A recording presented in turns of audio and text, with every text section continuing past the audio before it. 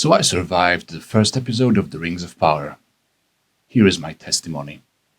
Good lord, we're here at last. The inexhaustible meme fest that was the Rings of Power marketing cycle is now flourishing with the release of what can only be described as a generic fantasy show with some Tolkien names in it. And I'm here with the Fellowship of Influencers.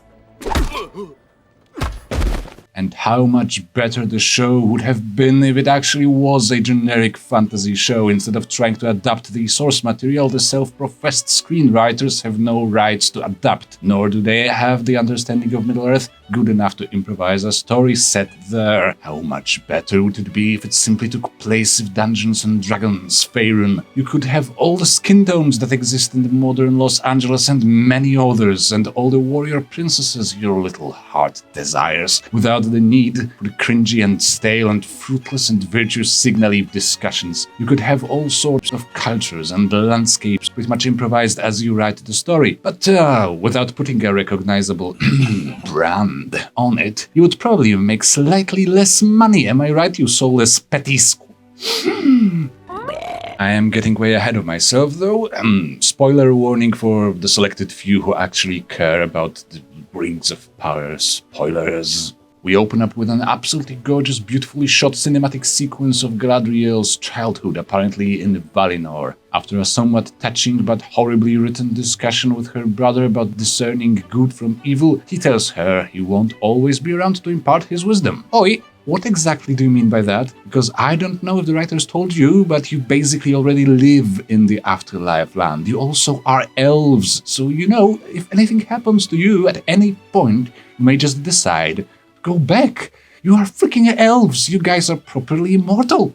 I guess the writers sort of forgot about that. Dany kind of forgot about the Iron Fleet. She forgets about a lot of things. She forgot that she left her coffee on the fucking table. Well, who the hell cares? We are not some lore nerds. We need his inevitable death to be the character-defining drama for our Galadriel, so we will just sort of forget about our source material and push the story forward. So, as foreshadowed in the first scene, fellow Gund dies in the very next scene in the battle against the forces of Sauron, and the glorious femme spreader, now fully grown, swears to continue on with his mission to hunt down Sauron. Let me make this crystal clear for the ideologically challenged minds of 2022. None of the complaints and cheap jokes I'm about to unravel on this iteration of Galadriel is here to mock or hate on the actress, who by the looks of things tries to do her best to bring life to what she was given. She does what she was asked to do, but what she was asked to do is firmly and consciously idiotic. Having that nonsense out of the way, we move forward to the wonderful and exciting expedition sequence when Galadangel and her nameless teammates go all the way to the northern north in search of what the long-gone sorcerer known as Sauron might have left behind. And I shit you not, Galadriel needs like 3 minutes to find the clues left by him. They actually took the time a minute ago to explain to the audience there have been other expeditions to this place, and none of them have found anything of substance. But none who ever dared search for this last stronghold has ever found anything. Galadriel just immediately identifies a hidden doorway by simply punching some ice, and then reveals a long-veiled occult symbol of Sauron by pouring some water on a table. Just like that. Rey? Rey Skywalker, is that you? I bypassed the compressor.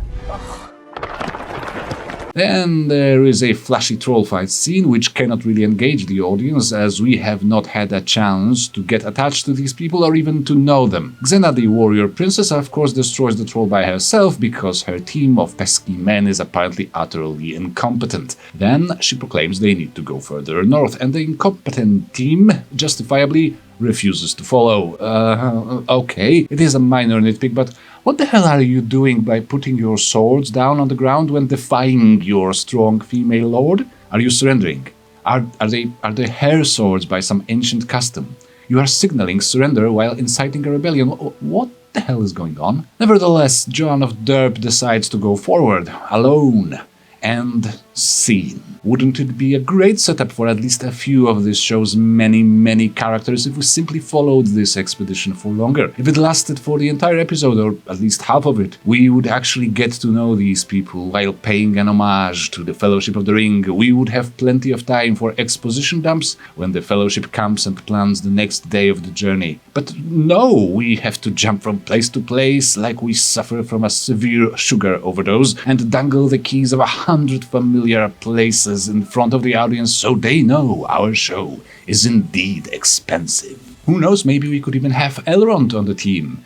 If this was an actual adaptation and not the most cash-burning fanfic in history, we probably should at least consider putting Elrond on such a quest at that point in Middle-earth's history. But the writers had their own devices for Elrond, right? I'm sure his plotline is going to be immensely satisfying.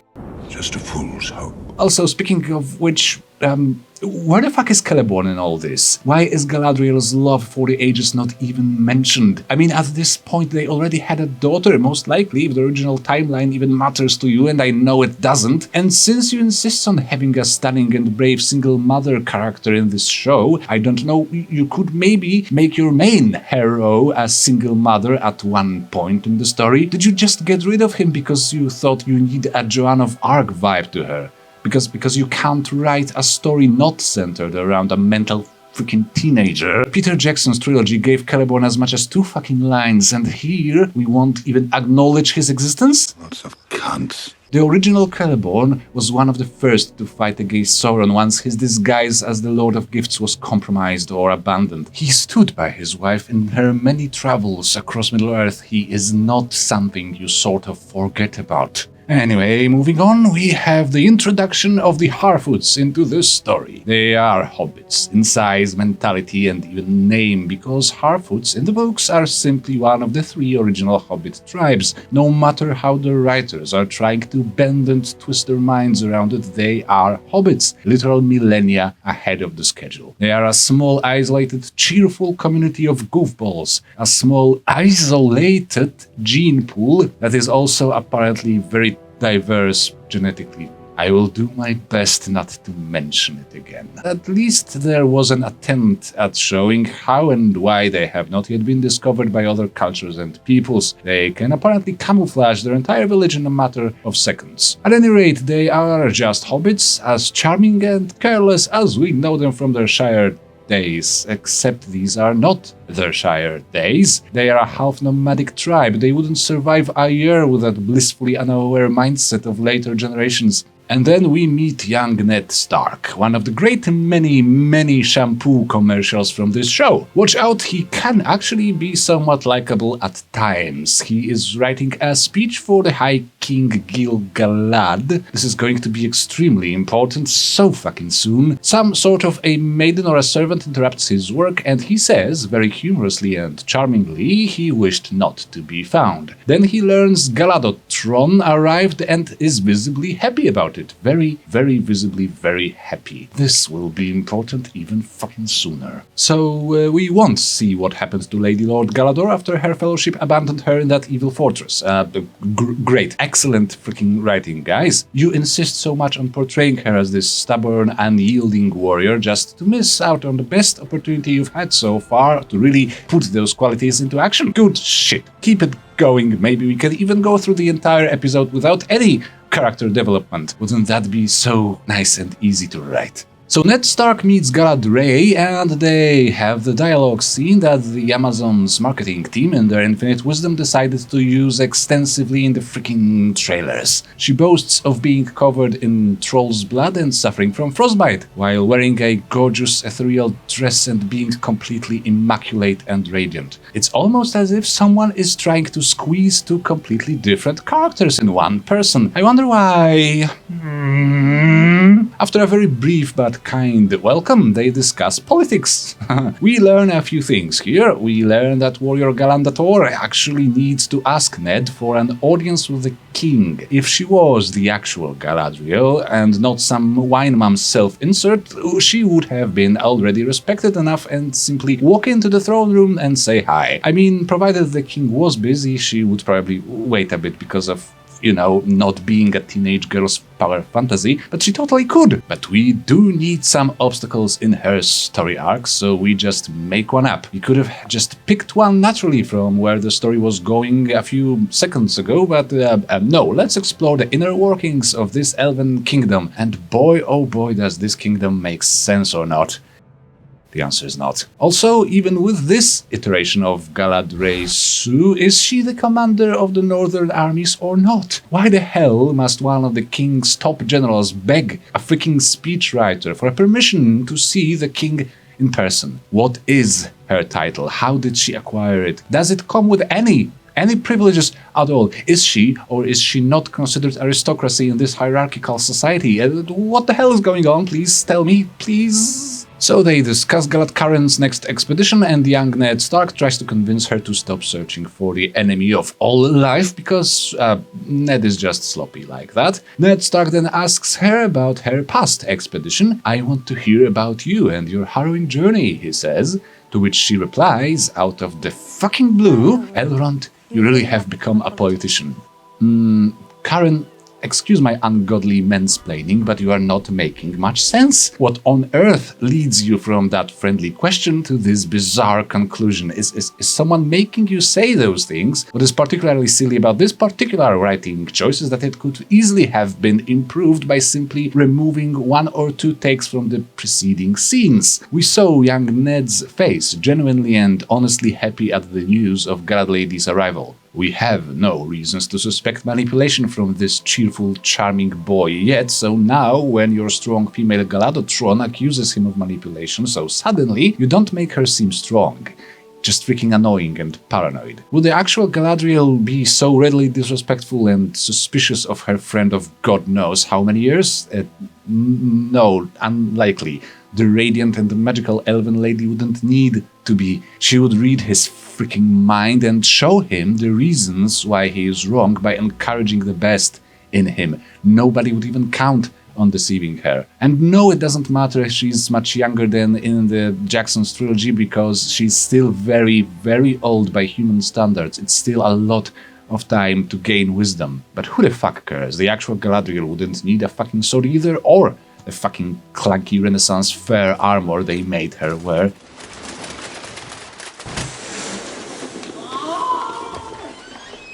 She is the force of eternal femininity, drawing power from all life around her. She's the beacon of hope for the lost souls and the herald of judgment for the wicked, except when we need her to be an angry zoomer. And of course I am wrong, and she is right, as we will discover so freaking soon. Ned and Gil-Galad actually do try to manipulate her, because that's just what they do, I guess, and my Galadriel already feels it in the air. Even though she is of course right, the friendship they are supposed to share is damaged in the eyes of the audience before we even get to witness it. We are told they are friends, but we only witness the quick, nice greeting and then the 2 scenes worth of bickering and distrust. On what grounds do you claim to be friends, you Powerpuff Girl parodies? Is show not tell even a thing anymore? Because I doubt it.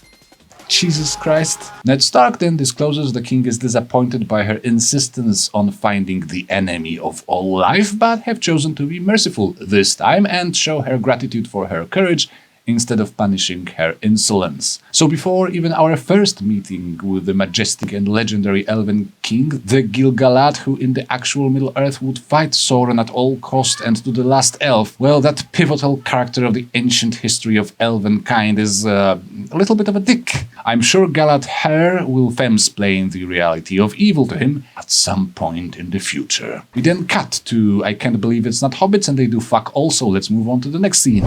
And boy, is it a scene. It is the scene of the ages. It's the scene capable of single-handedly destroying all of this show's false pretenses of being a Tolkien adaptation. We now witness the ceremony at which the High King Gil-Galad is to honor the feats and achievements of the sword maiden Galadriel and her groupies. He gives a speech, the same speech Elrond wrote for him.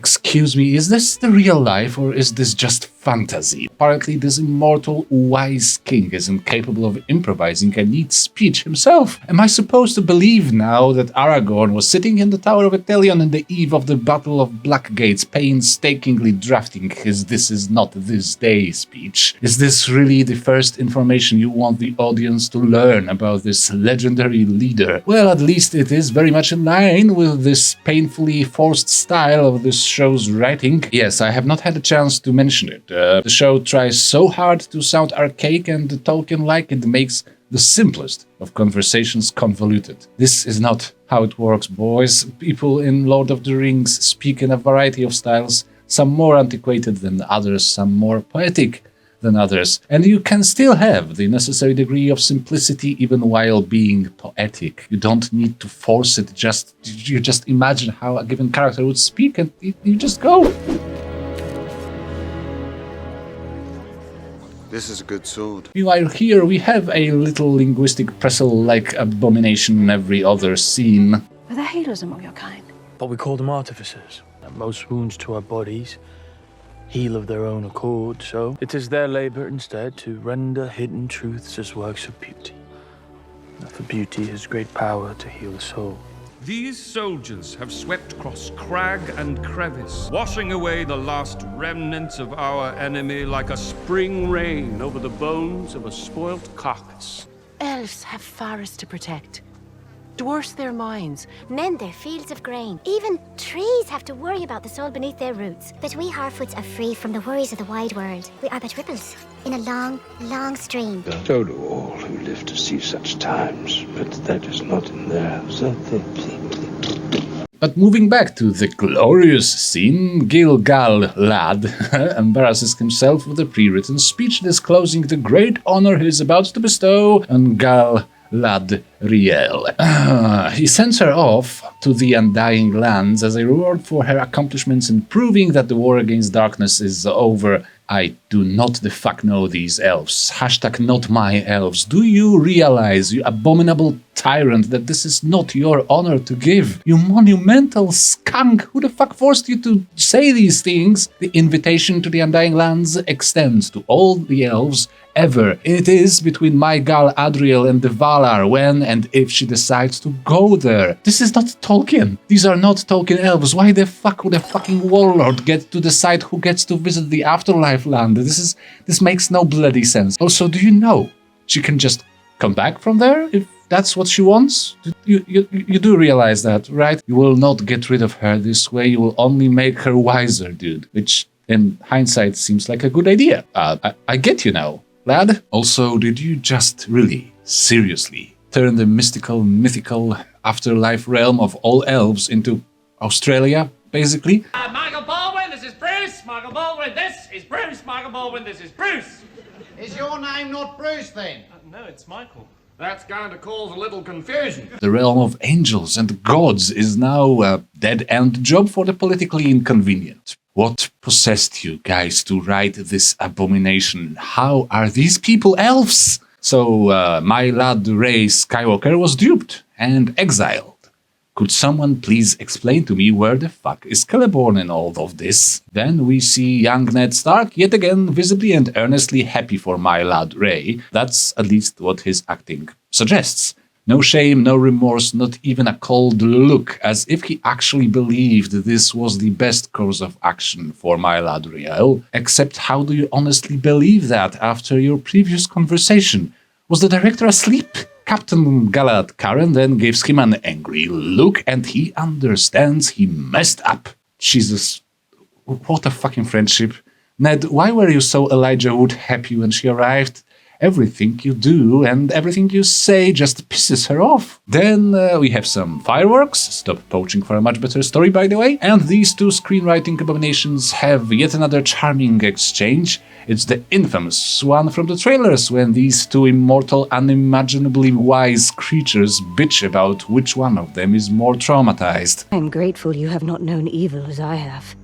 But you have not seen what I've seen. I have seen my share. You have not seen what I have. He tells her to put down her sword and she doesn't seem convinced. He then reassures her about his Friendship. Well, too little too late, you pathetic weasel. The whole sequence is the prime example of lazy writing forcing everyone around our hero to be short-sighted morons. Because we can't elevate our hero in any other way, can we? In a matter of about 3 scenes, you managed to destroy the world building, take a piss on your own source material, and humiliate this very friendship I imagine you would like to be important later in the plot. This episode is basically all exposition, and yet some future plots are already botched. Ooh, good luck, you are going to need it. It's now the time to introduce men, as in humans, not necessarily human males, we already had enough of those. It's okay. We are men. Manly men.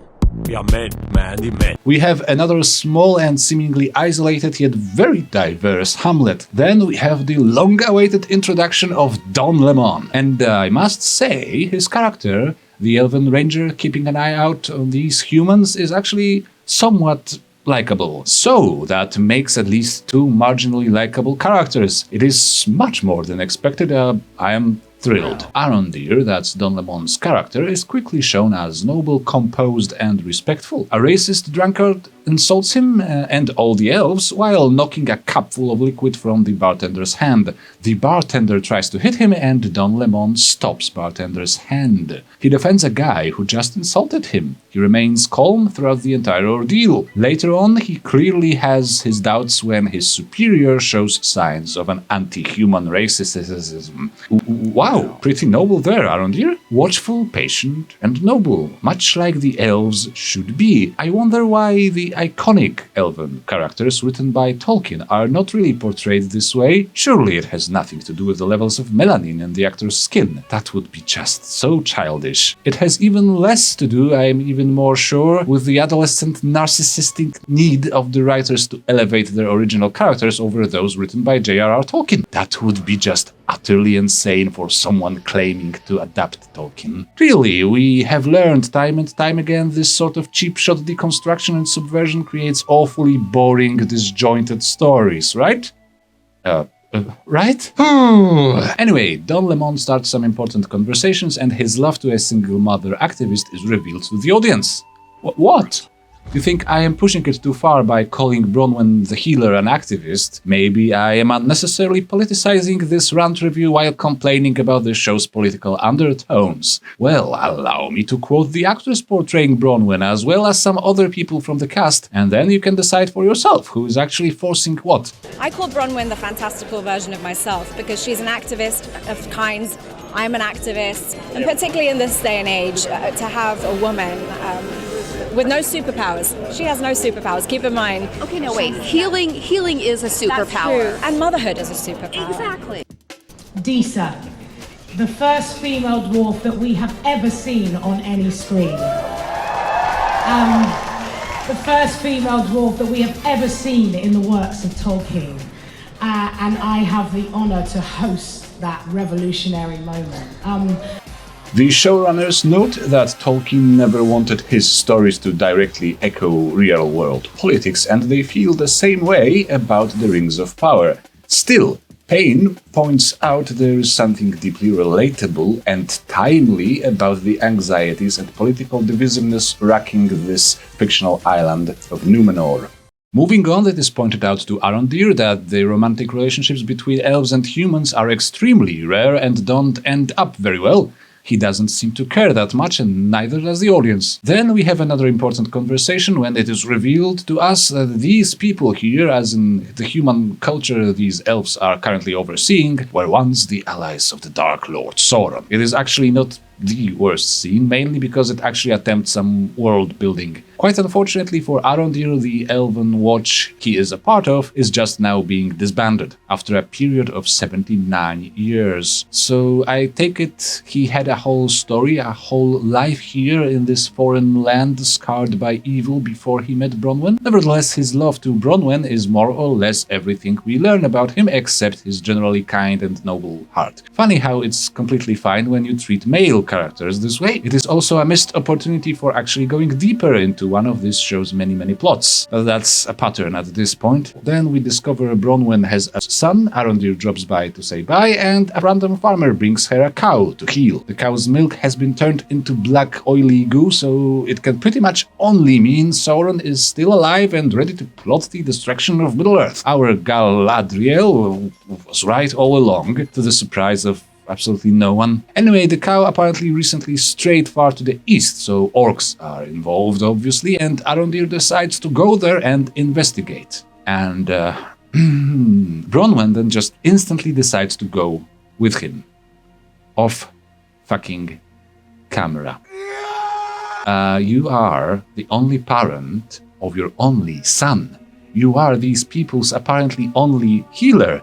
How is this an on-the-spot easy decision for you, Bronwyn? Who wrote this and why am I still watching? Please, you just did a relatively decent job at endearing Don Lemon to the audience. Don't waste it now by assassinating another character before we even get to know her. Motherfucker, your only son is getting addicted to that evil sword you keep in your shed. Yes, Bronwyn has an evil sword in her shed. Don't make fun of her. It's her culture. Okay, calm down, show. I'm calm, you are calm. I'm sure we can fix this. The things will just improve from here, right? And then it goes further down the drain. We cut the fuck back to the Elf King and young Ned discussing their political machinations, their plotting. It is basically confirmed that they both simply wanted Galadriel gone because they were afraid she might actually awake the shadow she was about to destroy. Ned is not happy about it, but the king thinks it's gonna be fine. Why? How? Nobody knows, and the writers don't care. He needs to be dumb to make our femme spreaders seem smarter. Well, of course. Of course! He even says to Ned, what you did was right for Galadriel and for Middle-earth. Now, how on earth are you so sure about it, you shampoo commercial piss-taking waffle? Also, again, how is it something Elrond did? For fuck's sake. Again, it is her goddamn choice whether or not she goes to Valinor. It is even outright stated in one of the previous boring scenes that if her will cannot be changed by the king's speech, she will be able to proceed with her plans or at least try to convince the king to it. The dialogue in this scene seems extra clunky and lazy. For the same wind that seeks to blow out a fire may also cause its spread. Oh, don't be proud. That shirt says I've never had a normal conversation with a normal person in my entire life. I'm a loser. Really? Guys, there's only two of you. You are talking the same stuff both you and the audience already knows. There's no need for all the poetry. Again, you are allowed to say simple things, even in Middle-earth. Really? They have a cave troll. But this Clunkfest ain't over yet. We have another character to introduce. Yes, to put young Ned's mind off Gala Kung Fu Lady, the Elf King decides to assign him to a project of utmost importance, guided by the famous smith and craftsman. Shampoo commercial number 3. Liberace. The worst casting choice in the history of television. Celebrimbor. There is a small, teeny weeny bitty of a problem, though. Not in a million years can I believe this man is Celebrimbor, the smith who forged the Rings of Power, one of the best craftsmen in the whole history of Middle-earth, the future accidental harbinger of doom, and they made him look like he worked for a fashion magazine. In the future, please refrain from fucking with my soul. Anywho, much to my delight, the scene ends, but much to my dismay, it also concludes this political plotline for this episode, so I need to talk a bit more about it. The kingdom of Linden seems a little bit off. The writers seem convinced every monarchy is an absolute monarchy. Gil-Galad apparently gets to decide who speaks to him and who doesn't, even if the plead for the audience comes from one of his top generals, one of high repute and prestige. If the source material even matters to you, and I know it doesn't. Apparently, he also micromanages Celebrimbor's little crafts project for some reason, delegating his own personal secretary to it. He doesn't write his own speeches, by the way, even though he clearly, obviously uses the same overblown, flowery style in private conversations. For the same wind that seeks to blow out a fire may also... Do not let him speak. And finally, he gets to decide who the heck goes to heaven and who doesn't. Yes, I don't know much about Lindon, but this level of flat-out tyranny is not needed for a monarchy to function and seems unlikely to happen among the free peoples of Middle-earth, because you see, they are called free peoples for a goddamn reason. It is consistently stressed by Tolkien and his characters that the Fellowship of the Ring, for example, is a free initiative undertaken willingly by all 9 of them with no oaths or bounds. Even the act of swearing an oath of loyalty to a king must be freely decided upon by a willing soul. Monarchy and tyranny are not the same thing, but it is 2022 and who cares, right, you lazy smurfs? As long as we get to squeeze some oppression somewhere in there, it's a good story. Anyway, we cut to the low hobbits who discuss this choice being strange, and then Bronwyn and Don Lemon are having a moment on their way to the Eastern Place. Overall, this love plot is tolerable. It's not entirely made of shit, granted. When it comes to love stories, I am more or less a basic girl wearing a pink dress, so watch out for that bias. And now we swiftly head towards the conclusion. Warrior girl Gal sails towards the light with the incompetent team. They sing and it all looks very pretty and magical, but Gal Palpa Walker here has a hard choice to make. I mean, the writers want us to believe it's a hard choice. They forced a line into young Ned's mouth earlier on to fortify this very moment. He said that if she refuses this one call to Valinor, another one may not come. How in the fuckiest of fuck do you know this, Ned? Do you have a direct landline with the Valar? She can totally just return, especially if she's so convinced she still has something important to do in the Middle-earth. Holy moly, even if she jumps into the ocean right now and dies, she will still go there and just get some time to think. Never mind, it's a heartbreaking scene of a devastating inner conflict. Shut up and watch. And since the writers want me to see it as such, yet again I must ask, where the hell is Celeborn in all of this? No, I am not getting over it, not one bit. These two stood the fuck together, husband and wife, through the grim destruction of both Dark Lords. They met in the early First Age, so basically at the dawn of history. They were together when Beleriand fell. They were together when a cosmic cataclysm reshaped the very earth everything happens on. They were together way before the apparent petty tyranny of Linden was formed. They stood together when the gods arrived in the Middle-earth in person, accidentally flooding half of it. Their marriage deserves a fucking mention. But since that would be lame, Lady Galagaga remembers her brother and jumps into the ocean. A literal ocean. Empty, cold, and vast. So she is about to die and go to Valinor anyway, right? Well, stay tuned. And then a meteor flies around and everyone witnesses it. It crashes quite close to the Hobbitoids, and female Frodo runs out to investigate the crash site. Oh, yeah, I have not mentioned her yet. She is in the show. Are you quite certain you're not part squirrel? The hobbits are filthy, hungry simpletons with stage Irish accents. That's $1 billion well spent. And in the final gorgeous and exciting shot, we see not Frodo finding not Gandalf in the crater. At last, we roll the credits, after what somehow feels longer than the extended cut of the Return of the King. It's over. It's done. And I hate myself for doing it, but I just have to summarize this experience. I'm sure it will help me in my therapy. The most depressing, therapy-worthy part of this is that this very script I am reading right now is already 15 pages long, and I haven't touched even half of the absolutely abominable. As mentioned, acting is not the worst in the world. There are gorgeous visuals, and the soundtrack is serviceable if a bit repetitive.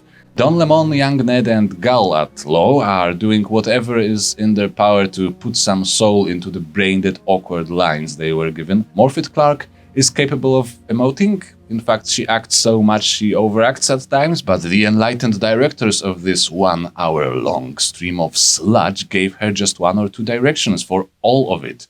Be strong and angry. So she is, and the results are predictably obnoxious. Let me therefore engage in the disgusting act of mansplaining and tell you, Morphet, that if you took all that girl power and directed it at the lazy, clumsy writers and directors who with their laziness destroy all hope for a fulfilling career for you, shamelessly waste your talent and condemn it to obscurity, if you used all that energy to grab them by the balls and tell them to do their fucking job, everyone would be much better off than they are now, partaking in whatever the fuck is currently regarded as an important conversation.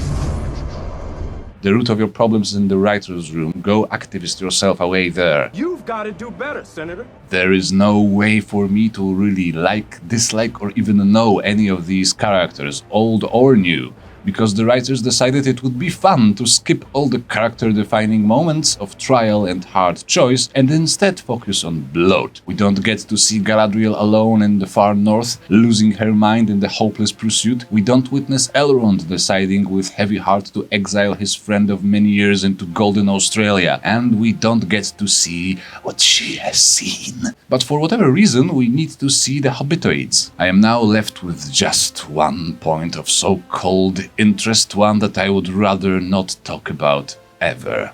The goddamn themes and the message.